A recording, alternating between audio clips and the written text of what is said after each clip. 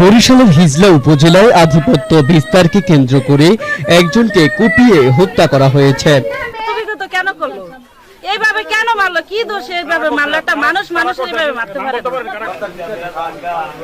নিহত সুফিয়ান সর্দার হিজলা উপজেলার মেমানিয়া ইউনিয়নের স্বেচ্ছাসেবক লীগের সহসভাপতি ও চরদুর্গাপুর গ্রামের জামাল সর্দারের ছেলে। সুফিয়ানরে হত্যা করে লাইতাছে, কে কুকান আছেন, বাঁচান বাঁচান এ বলিয়া ডাক দেওয়া ওদিকে দেখতেছি।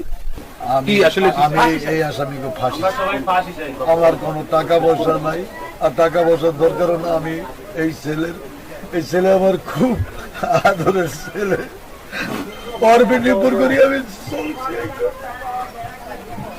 আমার ছেলের তিনটা মেয়ে আপনারা দেখে দেন।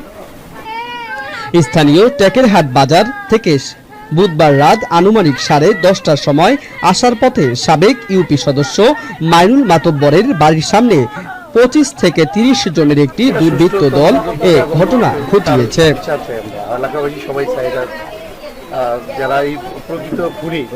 স্থানীয়রা উদ্ধার করে উপজেলা স্বাস্থ্য কমপ্লেক্সে নিয়ে আসেন। উন্নত চিকিৎসার জন্য বরিশাল নেওয়ার পথে রাত 12:15টার দিকে তার মৃত্যু হয়। ক্রাইম জনতা 24, হুসাইন বিল্লাল, ডেস্ক রিপোর্ট।